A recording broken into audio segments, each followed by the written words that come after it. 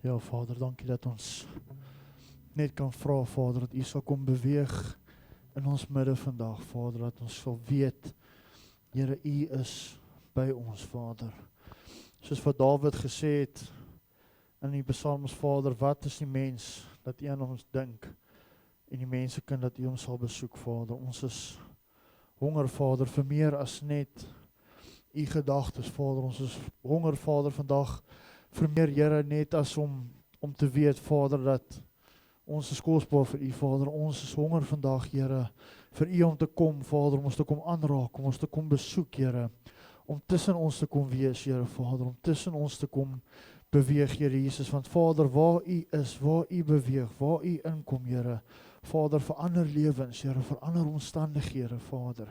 As ons in U teenwoordigheid in beweeg, Here, Vader, kan ons nie dieselfde, Vader, daar uitstap, Here, as wat ons daar ingeloop het, Here, Vader. So, vandag vra ons, Here, soos hierdie laaste liedjie wat ons gesing het, Here, dat U oor ons sal kom waai, dat U sal oor ons kom beweeg, Vader, dat U Heilige Gees, Here, saam met ons sal wees, Vader, vir dit wat ons nou vir die res van hierdie tyd gaan doen, Vader.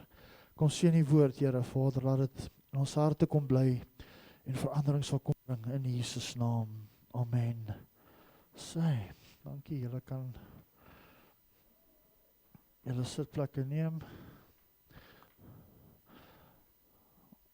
Ons gaan vandag klaarmaak met ons reeks oor die bonatuurlike en ons het nou al gesels die laaste 2 weke eerstens oor geloof, wat die eerste dimensie is van die bonatuurlike, en toe het ons laas week gesels oor salwing, wat die tweede dimensie is van die bonatuurlike, en vandag gaan ons gesels oor die heerlikheid van God, wat die derde dimensie is van die bonatuurlike, en dit is waar ons as kinders van die Here moet streef om uit te kom. Dit is wat ons as kinders van die Here na moet streef, laat dit manifesteer in ons kerke en in ons lewens, waar God se heerlikheid saam met ons is, waar God se heerlikheid geopenbaar word in ons lewe, waar God se heerlikheid opdaag in ons lewe. Ons gaan net gou vandag bietjie praat oor, net so recap gee.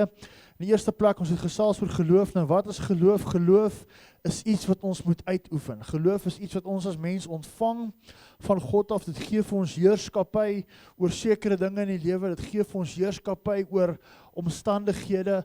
Geloof kan dinge laat gebeur vinniger as wat het veronderstel is om te gebeur.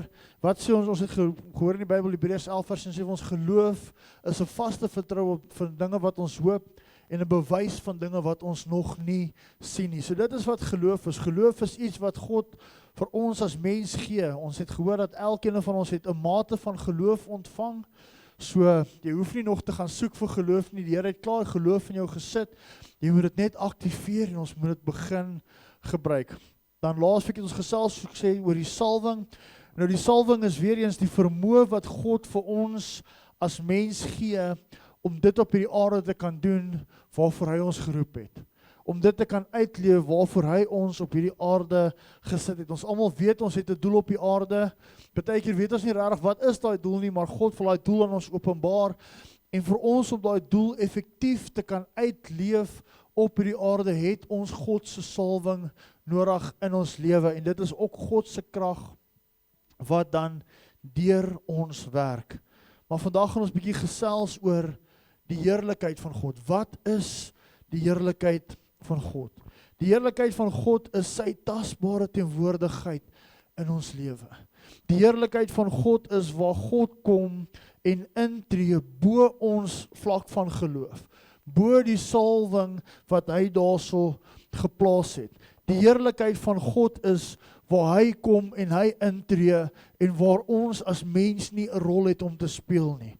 In geloof het jy 'n rol om te speel. Hoekom? Want jy ontvang geloof en jy moet daai geloof gebruik. Met jou salwing het jy 'n rol om te speel, want jy moet dit waarvoor die Here jou gesalf het gaan doen om 'n sukses te maak van dit in die lewe, om dit te kan voltooi.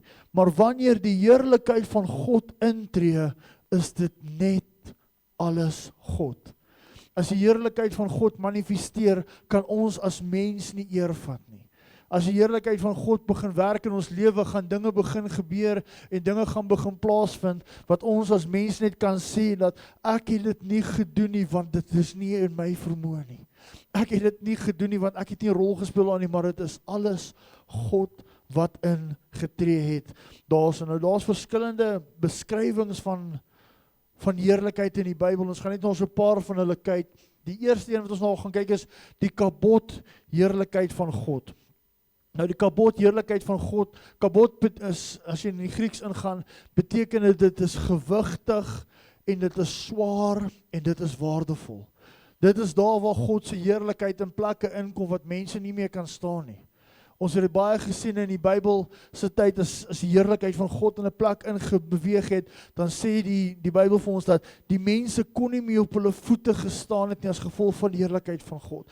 Die mense kon nie meer regop gebly het nie as gevolg van die heerlikheid van God. Dit beteken ook eer en dit beteken oorvloed.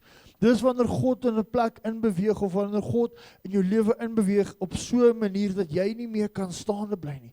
Wat jy net kan sê, Here, ek kan nie op my eie staan nie, maar as gevolg van u heerlikheid sal ek voor u kniel en ek weet dit gaan 'n verskil maak. Die tweede heerlikheid is doxa. Ons almal het al die woord doxa gehoor en daar's kerke wat se name is doxa en alles, maar wat beteken doxa? Doxa beteken pragt. In die Engels sê dit eintlik vir my so mooi, the splendor of God. Dit is wat doxa is. Doxa beteken helderheid. So wanneer God se heerlikheid in jou lewe inbeweeg en daai helderheid kom, dis wanneer mense begin sien, daar straal iets uit jou uit wat nie daar was nie. Dis wanneer mense na jou kyk en iets anders sien in jou lewe as wat daar was voordat jy ontmoeting met die heerlikheid gehad het. En doxa beteken ook die pragtigheid van God, die mooiheid van God, van hoe hy is. Nou dit alles beskryf God se eienskappe en God se deugde en God se karakter en sy natuur wat hy is.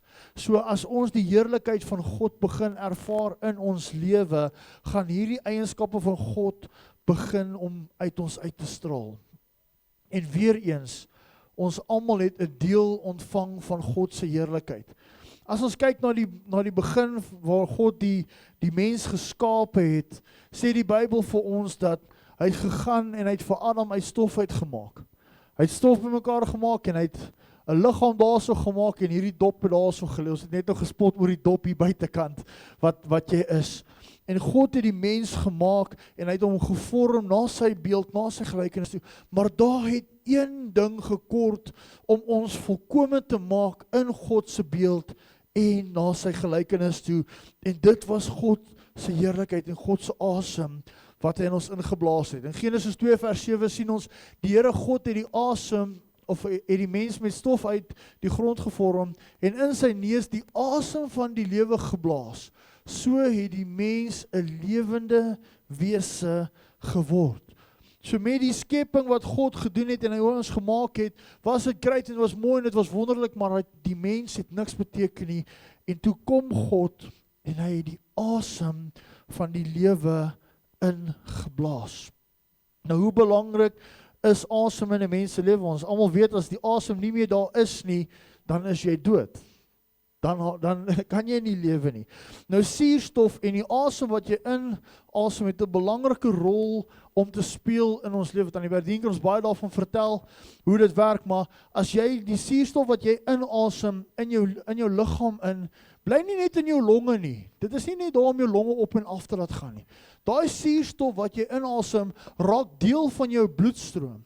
Dit begin, of as die suurstof nie in jou bloed is nie, kan die bloed nie vloei na al die organe toe wat nodig is nie. So daai suurstof wat jy inasem raak deel van jou bloedstroom en dit vat die bloed na al jou noodsaaklike organe toe en dit is wat lewe bring. Jou hart kan hoe sterk wees, as daar nie bloed is wat deur hom pomp nie, beteken hy niks nie. Jou lewer en al die ander organe kan hoe mooi en hoe gesond en hoe goed wees, as daar nie suurstof is wat daai bloed deur dit laat vloei nie, beteken dit absoluut niks nie. Ons het nou met ons kapelaangoeders ook deel van dit wat ons moet doen is noodhulp en dan praat ons oor CPR en hoekom belangrik is om die asem in iemand se longe in te blaas wat nie asemhaal nie, van dit begin die hart aan of jy eerste plek jy hou die hart nie klop, maar daai suurstof help dat die bloed vloei na die organe toe wat nodig is. Daai suurstof help dat dit na jou brein toe gaan, want as jou brein nie suurstof het nie, dan sit die brein af en hy werk nie en ewe skielik is daar nie meer lewe nie. So die suurstof wat in 'n mens se liggaam ingaan, die asem wat in daai mens ingeblaas word, het 'n belangrike rol om te speel. En hier kom God en hy blaas sy suurstof binne in ons, hy blaas sy asem binne in ons in. En wat vir my so wonderlik is, terwyl ek besig was om voor te berei van hierdie goeters, toe sê die Here vir my dat daai suurstof wat ingaan, jy kan dit nie weer uithaal sonder om die bloed uit 'n persoon uit te haal nie. Daai suurstof wat jy in 'n persoon ingeblaas is, raak deel van sy lewe. En God kom en hy het sy asem in ons as mens ingeblaas en dit het deel geraak van ons lewe. Jy kan dit nie uithaal nie. Daar's 'n gedeelte van God se heerlikheid binne in jou wat jy nie kan uithaal nie. Jy kan jou asem soveel as moontlik uitblaas. As dit klaar deur jou bloed is en in jou bloedstroom in is, kan jy dit nie uithaal nie. So ons kan nie God verwyder uit ons lewe uit nie. Ons as mense kan baie goeders doen en ons kan probeer om God weg te stoot, maar daar sal altyd iets binne in jou DNA wees, binne in jou liggaam wees wat uitroep na God toe en sê, Here, asseblief, ek is honger en ek soek na U.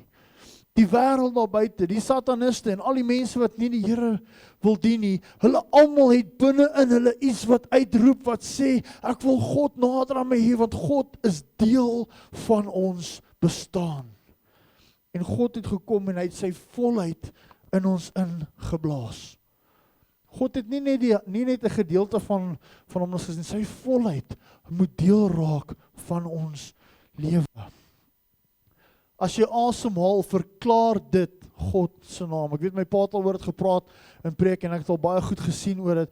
Maar as jy asemhaal, dan verklaar jy God se naam. Die Hebreëse naam vir God is Jahwe. Ons almal weet dit, né? Dis YHWH is die spelling van dit. En hulle sê as jy asemhaal, is dit ook soos wat jy God se naam uitdruk is. Jahwe. Jahwe. Elke keer as jy asem inhaal en jy blaas asem uit, dan verklaar jy dat God se naam 'n werklikheid is. So ons bestaan, ons hele lewe verklaar God, sonder dat jy dit weet. As jy asemhaal, verklaar jy dat God leef. Hoekom? Want God se heerlikheid is binne in ons.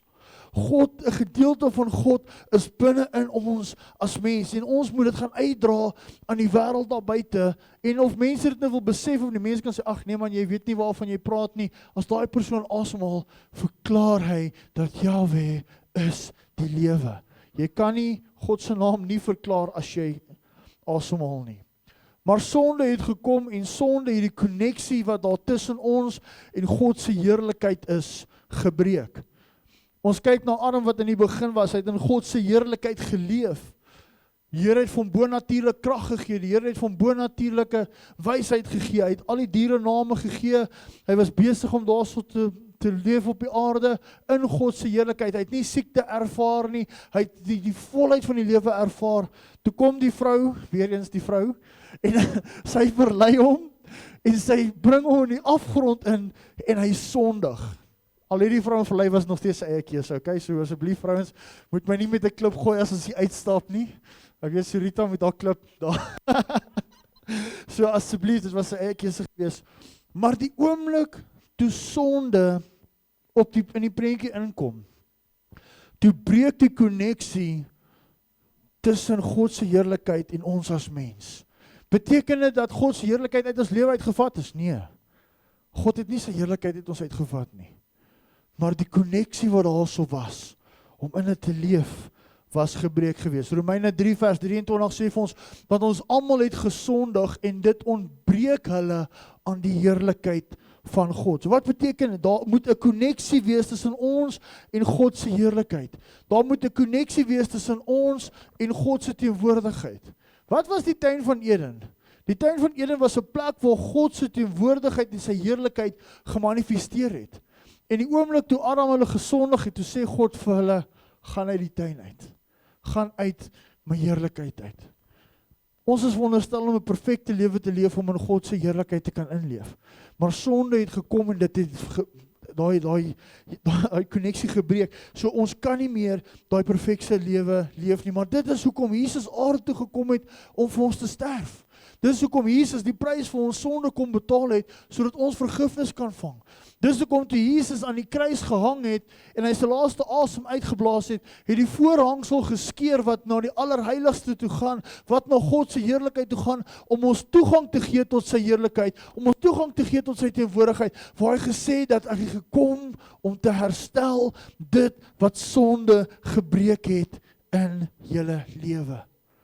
En dit is tyd dat ons as kerk vandag op 'n punt kom wat ons sê, Here, ons is moeg vir mooi preke, ons is moeg vir mooi liedjies, ons is moeg vir by mekaar kom, lekker hande klap, huis toe te gaan en dan 'n gebrande hoender in die oond te gaan eet. Ons wil by 'n plek kom, waar as ons by mekaar kom, moet God se teenwoordigheid daarso begin manifesteer.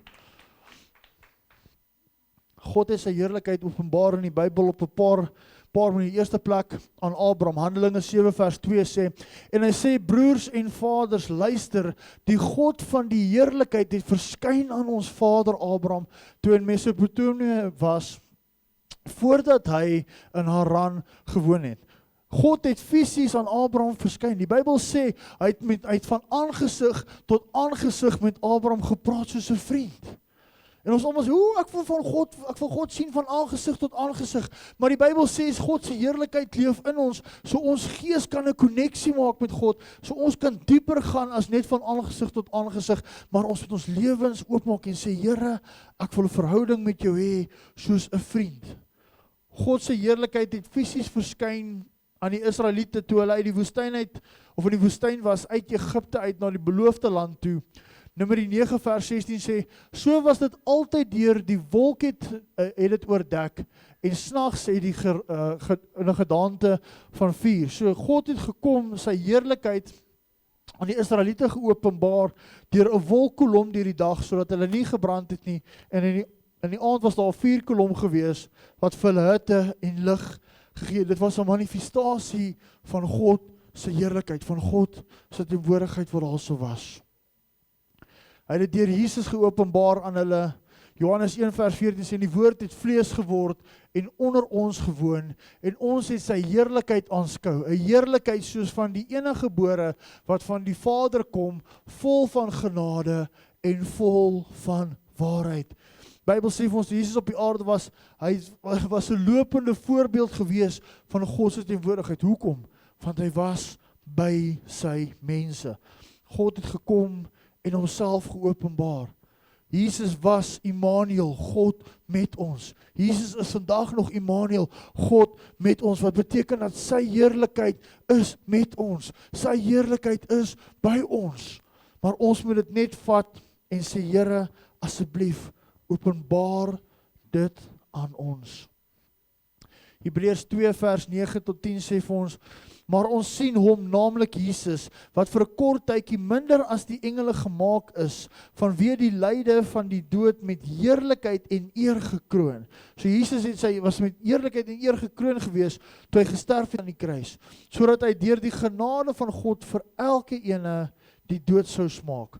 Want hy het hom betaam ter wille van wie alle dinge en deur wie alle dinge is, as hy baie kinders na sy heerlikheid wou bring, om die bewerker van hulle saligheid deur die lyde te volmaak. Hierso sien ons dat Jesus het, toe hy gesterf het, was hy gekroon gewees met heerlikheid. Hoekom was hy gekroon gewees met heerlikheid? Wat sê die vers vir ons? Om mense na sy heerlikheid toe te bring, om die verhouding wat sonde gebreek het in ons lewe te kom herstel. Sonde het skeiding gebring. Jesus het gekom om herstel te bring, om ons by sy heerlikheid uit te bring, om ons in sy teenwoordigheid in te bring. Hoe kom ons in God se heerlikheid in? Die eerste wat ons moet doen is ons moet wag. Ons moet op 'n plek kom wat ons sê, Here, kom en kom openbaar die heerlikheid aan my. God se heerlikheid soek altyd 'n plek. God se heerlikheid soek altyd 'n wese om in te wandel. Het julle dit geweet? As ons net kyk na die Ou Testament, wat God se heerlikheid was, die ark wat hulle mee geloop het, dis nou nie Noag se ark wat die diere en al die goeders in was nie. Die ark was 'n boks gewees, wat hulle gedra het, en die 10 gebooie was daar in gewees, en daar was 'n staf in gewees, en daar was 'n tak in gewees, en die priesters het op hulle skouer gesit, en hulle het geloop, en dit was 'n verteenwoordiging van die heerlikheid van God. Dit was 'n plek gewees, waar God se heerlikheid was. In die tempel, as hulle die tempel gebou het, was die allerheiligste daar gewees. Die allerheiligste het 'n gordyn voor dit gehad, en net een keer 'n jaar kon die priester in God se teenwoordigheid inbeweeg het, maar God se teenwoordigheid het 'n plek in besit geneem daar. En vandag soek God se teenwoordigheid ook 'n plek, en daai plek wat hy soek is ons lewens. Ons lewens moet die plek wees waar God se teenwoordigheid kom woon. So hoe beweeg ons in God se teenwoordigheid in? Deur te sê, Here, ek gee my lewe oor aan U. Here, kom en verwyder alles wat binne in my is, wat nie daar moet wees nie. Alles wat tussen U en my staan, kom verwyder dit, sodat my lewe 'n plek kan wees waar U teenwoordigheid manifesteer. Here, kom maak ons gemeente 'n plek waar U teenwoordigheid en U heerlikheid in kan bly en kan manifesteer. Dis tyd dat ons begin sê, Here, laat ek minder word, sodat U meer kan word. Laat al die dinge van die wêreld minder word, sodat U meer kan word in my lewe. 'n ander naam vir God se heerlikheid is Shekinah. Ons het al baie liedjies oor dit geskryf, oor die Shekinah glory van God, en waar mense sê, die Shekinah glory van God moet kom en kom manifesteer in ons lewe. Maar die woord Shekinah se betekenisse is soos volg. Die eerste ding wat dit beteken in Grieks is om te vestig. Weereens, so as jy sê, Here, laat U heerlikheid in my lewe kom, laat U Shekinah in my lewe inkom, moet dit nie net wees, Here, kom, laat U teenwoordigheid vinnig in my lewe inkom, en dan weer weggaan nie. Nee, God se heerlikheid, God se Shekinah beteken om te vestig. Dit beteken om te bly. Dit beteken om te wandel. Dit beteken tabernakel. Dit is 'n plek van aanbidding. So ons lewe moet 'n plek van aanbidding word. En Shekinah beteken om te woon. So hoe stap ons in God se teenwoordigheid en sê vir hom, Here, ek gee my lewe oor aan U. Ek stel my lewe beskikbaar vir U, om daar te kom woon, om daar te kom wandel, om daar U self te kom vestig. God se heerlikheid is nie net 'n draaivrou wat jy deurry en jy vat iets en jy gaan weer nie. God se teenwoordigheid en God se heerlikheid soek 'n plek waar dit gevestig kan wees in ons lewe. Ons moet oorgee aan God. Ons moet sê, Here, kom word U alles en ek niks nie. Handelinge 17 vers 28 sê vir ons, want deur hom leef ons, beweeg ons en bestaan ons. Dis hoe jou lewe moet wees, deur Jesus Christus. As jy wil hê God se heerlikheid moet daarin manifesteer. Ons lewe moet spreek van sy teenwoordigheid. Daar waar ons beweeg, daar waar ons kom, daar waar ons elke dag onsself vind, moet spreek van God se teenwoordigheid. Ons hele bestaan moet spreek van God se teenwoordigheid. Maar as mense na ons kyk, as daai mense by jou werkplek na jou kyk, sien hulle God se teenwoordigheid of wat sien hulle? As ons tussen mense kom, as ons met die motorfietser ry, as ons op daai jol kom waar die ouens gesyp is en gerook is en alles is, en hulle kyk na ons, wat sien hulle? Sien hulle God se teenwoordigheid of sien hulle klomp skynheilige mense wat hulle net oordeel en wat eintlik dieselfde pad stap as wat hulle stap? Dis 'n keuse wat elkeen van ons moet maak. As jy God se heerlikheid in jou lewe wil ervaar, moet daar 'n verandering in jou lewe kom. Psalm 63 vers 2 en 3 sê vir ons, God, U is my God, na U soek ek, my siel dors na U, my liggaam smag na U, in droë en 'n uitgeputte land sonder water. So het ek uitgesien na U in U heiligdom, om U krag en glorieryke teenwoordigheid te ervaar. Hierso het Dawid geskryf in Psalms, die honger wat hy gehad het binne in sy lewe na God se teenwoordigheid. Die honger wat hy gehad het in sy lewe na God se heerlikheid. Hy het gesê, Here, my siel dors na U. Ek smag na U soos iemand wat in 'n land is waar daar nie water is nie. Soos iemand wat deur 'n woestyn geloop het en wat dors geraak het, wat nie iets gehad het om te drink nie. Ek weet nie wie van julle was al in 'n woestyn of in 'n plek waar dit baie warm is nie, en dan het jy niks meer om te drink nie. Jy begin dors word, dan begin jou lippe droog raak, en dan begin dit voel asof jou liggaam hier van jou lippe af so begin opvrommel en krummel, want jy raak dors. En dan smag jy na iets om te drink. Jy sal enigiets gee net vir iets om te drink. En dis wat Dawid gesê, dit is hoe hy gevoel het oor die teenwoordigheid van God. Hy het gevoel soos iemand wat desperaat geraak het. Hy het gevoel soos iemand wat gaan doodgaan as hy dit nie ervaar nie. Hy het gevoel soos iemand wat nie wil aangaan in die lewe as hy nie God se teenwoordigheid kry nie. Dis die tipe honger en dors wat ons moet hê na God se heerlikheid toe. Na God se manifestasie van sy krag binne in ons lewe. En weer eens, God gaan nie net sy teenwoordigheid vir ons gee vir 'n lekker tyd of 'n goeie gevoel of 'n hoendervleis wat ons gaan kry nie. God se heerlikheid, as dit in ons lewe begin openbaar, gaan dit wees om aan die wêreld daar buite te gaan wys dat ons God lewe.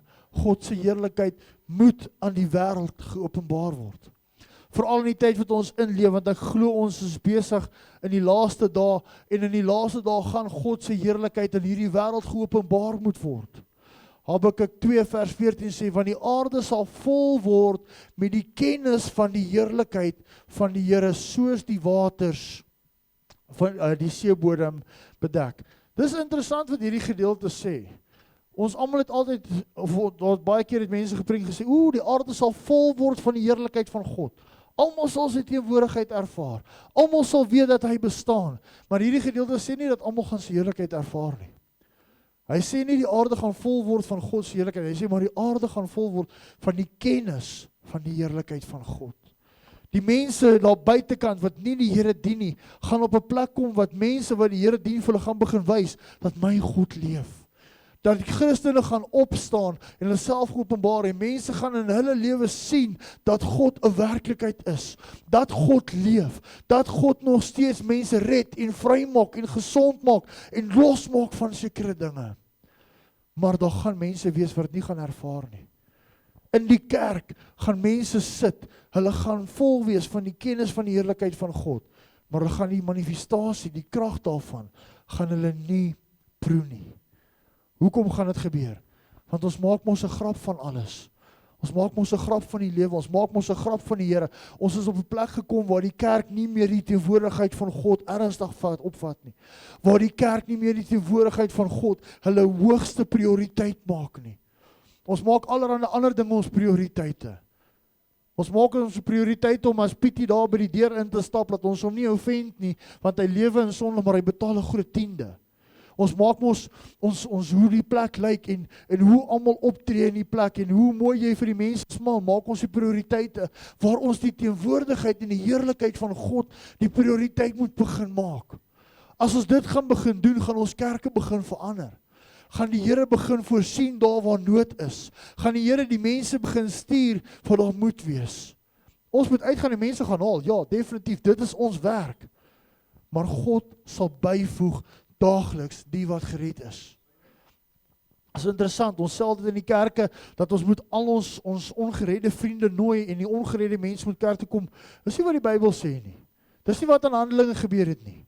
Handelinge wat die suksesvolste kerk was, waar daar nog ooit was, want dit is die eerste kerk waar ons op was, gebore uit Jesus se teenwoordigheid uit, saam met die disippels, het die Here gesê, hy daagliks die bygevoeg wat gered is. Hoe die mense gered? Die mense wat in die kerk was, het in die wêreld ingegaan, daar waar die ongeredde mense is, daar waar die mense nie die Here geken het nie, hulle het God se heerlikheid vir hulle gaan wys, en mense het hulle lewens vir God gegee. Dis tyd dat ons God se heerlikheid in hierdie wêreld invat, vir mense gaan wys dat hy leef. En as hulle dan tot bekering kom, bring hulle dan kerk toe, want hier moet jy, is jy veronderstel om toegerus te word, hier is jy veronderstel om geleer te word, hoe jy moet in die wêreld ingaan, en dit wat God binne jou geplaas het, te gaan uitleef. Jy is nie veronderstel om hier te sit en net jou gewete te sis nie, ek was sonnig in die kerk, is so right, ek kan hierdie week weer maak nie, nee. Die pastoor het vir my gepreek sonnig, ek gaan hemel toe, yes, nee. Jy is veronderstel om hierso te sit en iets te ontvang wat jy in die wêreld gaan uitvat en 'n verskil gaan maak daar buite. God se heerlikheid is oral, maar dit word nie oral geopenbaar nie. Soos ek net nou gesê het, God se heerlikheid is in ons, dit is deel van ons, maar God openbaar nie sy heerlikheid oral nie. Hoekom nie? 'n ander pastoor het een keer vir ons geleer, baie jare terug, en is iets wat ek nooit sal vergeet nie, en is iets wat tot die dag wat ek doodgaan, en na die Here toe gaan, sal onthou is, hy het gesê, God manifesteer homself net daar waar hy gecelebrate word. Nie daar waar hy getolereerd word nie. Engels klink net vir my soveel beter. Hy sê, God will manifest himself where he is celebrated and not tolerated. God sal homself manifesteer op 'n plek waar mense hom vier, en nie waar mense hom verdra nie. Deesdae verdra ons mos net vir God in die kerk. Here, ons sal in die kerk sit, maar as daai oorlosie langer as 'n uur en 'n half aangaan, dan moet jy begin klaar kry, want ek wil huis toe gaan. Hierdie pastoor beter net nie vandag lang praat nie, want ek wil huis toe gaan. Here, ons moet nie vandag te veel sing nie, want ek kan nie lank op my voete staan nie. Ons het allerhande verskonings. Ons verdra deesdae die Here in die kerk. Ons celebrate hom nie meer in die kerk nie. En dit is 'n gevaarlike plek om te wees. Ek moes repent het op dit. Sê, Here, ek verdra jou in die kerk. Want ons raak vasgevang in 'n program. Ons raak vasgevang en daar moet 3 liedjies gesing word, dan moet hierdie ou bid en dan moet geld opgeneem word en die pastoor moet vir 20 minute preek en dan moet ons koffie drink en dan moet ons huis toe gaan. Ons raak vasgevang in 'n program. Waar ons by 'n plek kom wat ons net sê, Here, ons gaan U celebrate. Here, as U opdaag in hierdie plek en ons sit hier vandag tot 4 uur vanmiddag toe, dan sit ons tot 4 uur vanmiddag toe hierso. Dis tyd dat ons op 'n plek kom wat ons die Here begin celebrate en nie net tolerate nie. Dis tyd dat ons ophou speel met God. Dis tyd dat ons ophou speel met God se teenwoordigheid in ons lewe. Dis tyd dat ons ophou om ons spaarwiel te maak. As dit goed gaan, dan sit ons hom daar in die kas. As dit sleg gaan, wil ons hom gaan uithaal en hom afstof. Handelinge 4 vers 13 sê vir ons, toe hulle Petrus en Johannes se vrymoedigheid sien, besef hulle dat hulle ongeletterde en leuke was. Hulle was verbaas en het hulle erken as mense wat saam met Jesus was. Dit is wat vir my so amazing is, en dit is wat die heerlikheid van God in jou lewe doen, as mense kan begin sien, daar's iets anders in jou.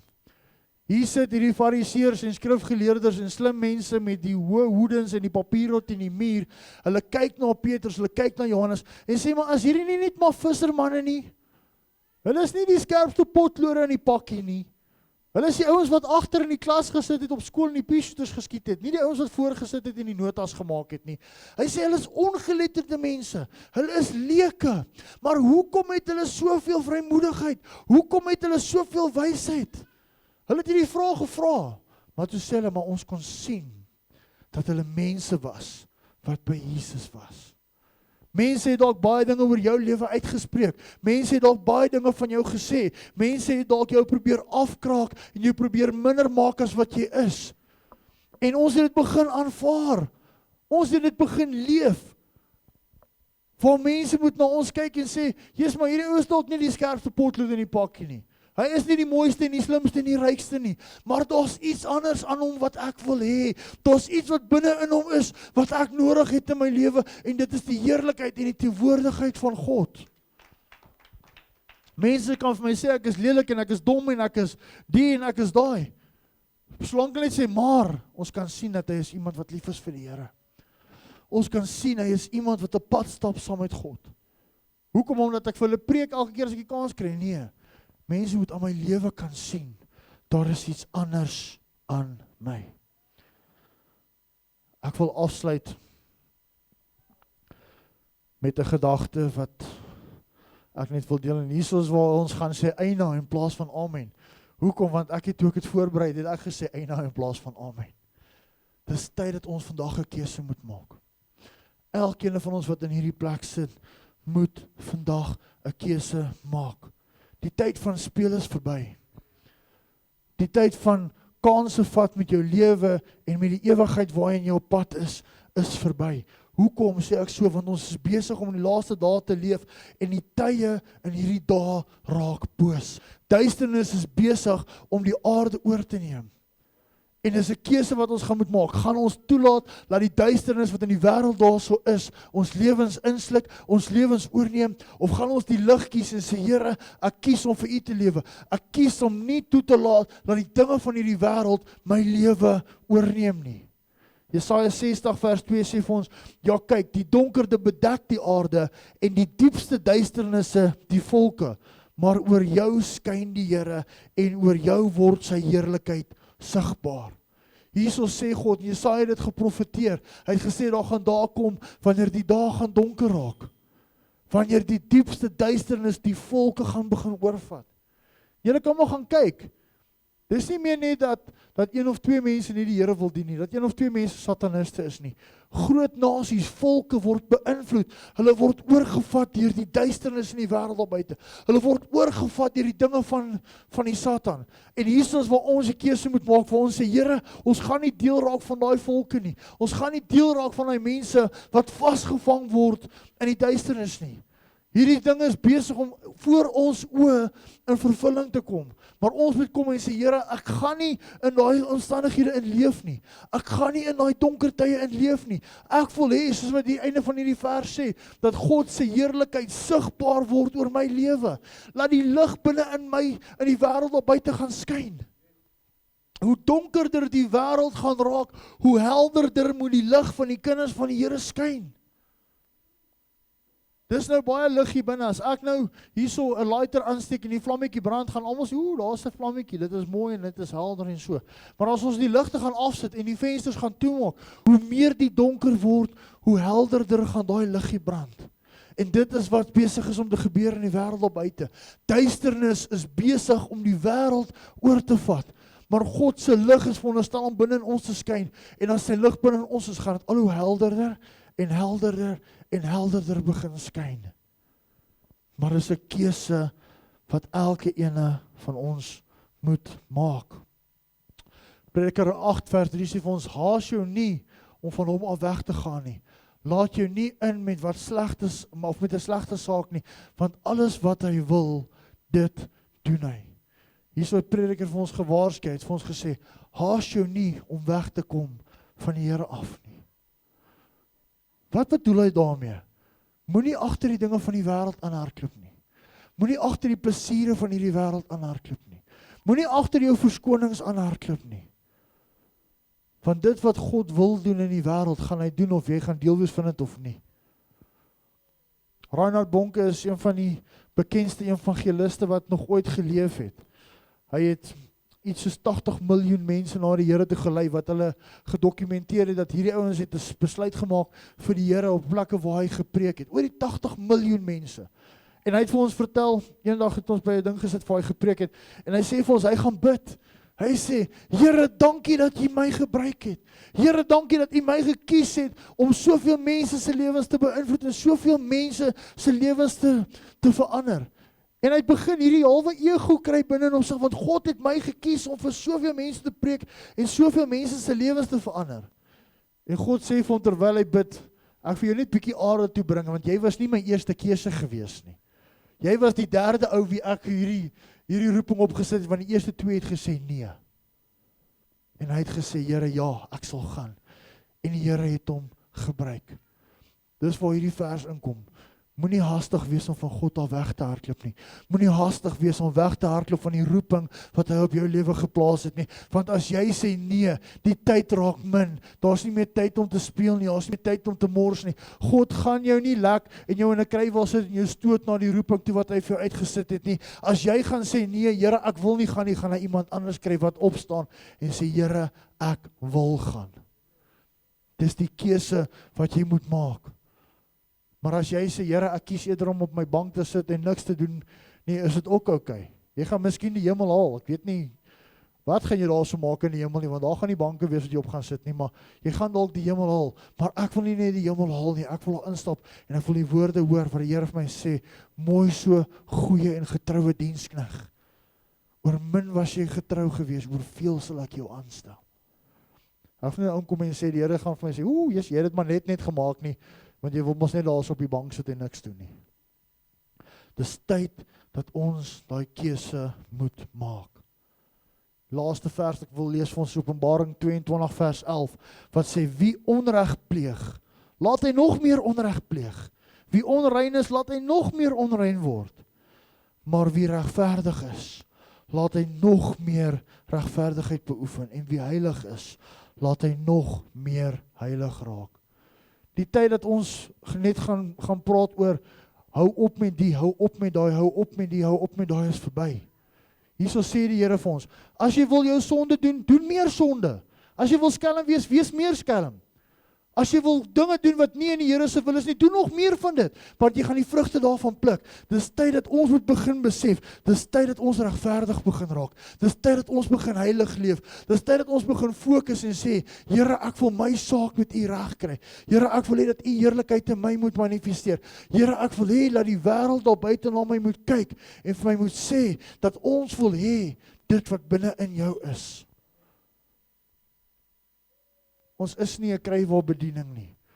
Ons gaan nie meer mense optel en probeer stoot nie, na waar die Here wil hê nie. Dis tyd dat ons moet begin besef, ons het 'n doel om te leef op hierdie aarde. Dis tyd dat ons mekaar begin toerus. Dis tyd dat ons 'n pad begin stap saam met mekaar en sê dat ons kies om 'n verskil te gaan maak daar buite in die wêreld.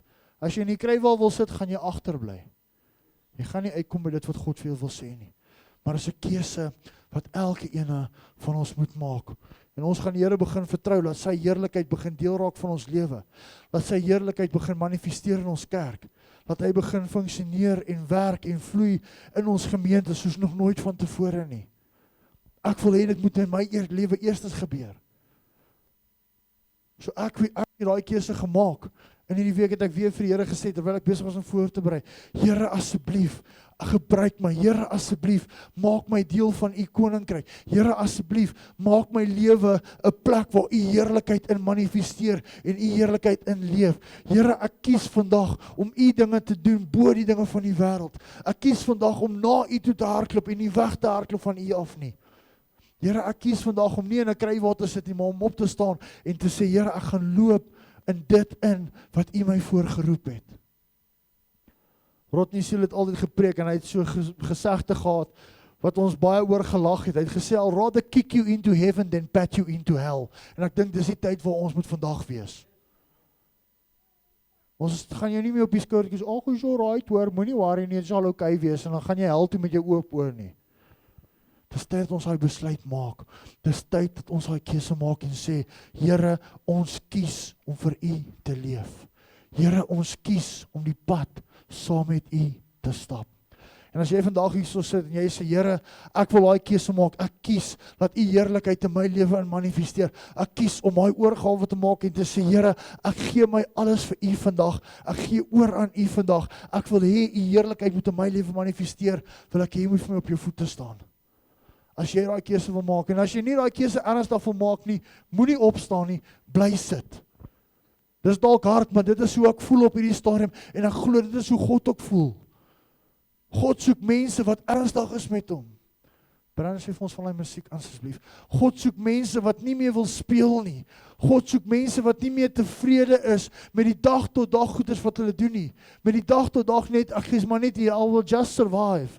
I will just go through the motions.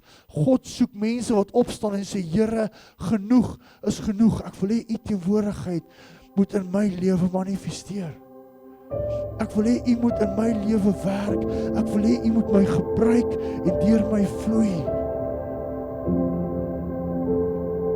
Vader, dankie dat ons vandag daai besluit kan maak, Here. Dankie, Vader, dat ons vandag kan sê, ek gee oor aan U. Ek gee oor aan U.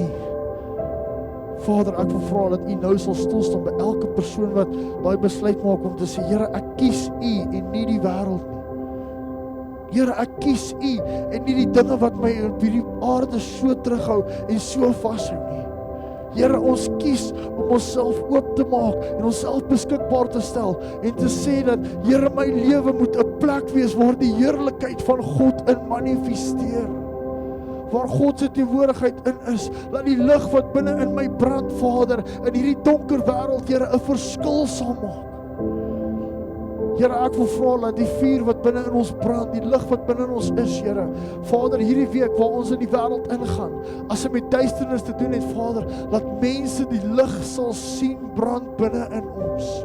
Laat mense sal sien, Vader, dat deur ons lewe, dat ons God leef, ons God is nog steeds daar, ons God is nog steeds in staat om mense lewens om te keer, om lewens te verander, om genesing te bring, om vrymaking te bring, om mense los te maak van die dinge wat hulle vashou. Vader, ek wil vra dat elke persoon waar hy besluit neem vandag, wat hier sal staan, dat U vir 'n boldness sal gee, dat U lig deur hulle sal skyn, dat as mense na hulle sal kyk, sal hulle nie net sê, ag, maar was dit nie net hierdie of daai persoon nie, dat mense dalk na hulle sal kyk en sê, maar hoe kan hierdie en hierdie gebeur met daai persoon, want hy lyk dan nie of hy gekwalifiseerd is, dat die Here deur hom sal werk nie. Vader, van hulle sal wees soos met Johannes hulle, dat mense ons sal kyk en sê, maar hierdie en maar daai, maar ons kan sien, dat hulle mense is, wat by Jesus was, dat mense in ons lewe sal sien, dat ons in U teenwoordigheid is. Vader, ek wil bid, Here, dat hierdie week, wanneer ons stilte tyd hou, wanneer ons tyd in U woord spandeer, wanneer ons tyd in gebed spandeer, of dit by die huis is, of dit die kar is, of dit waar ook al ons is, as ons U naam aanroep, Vader, wil ek vra, Here, dat U sal manifesteer en opdaag, Vader, in hierdie mense se lewens, dat hulle ontmoetings met U sal hê, soos nog nooit tevore nie, Vader.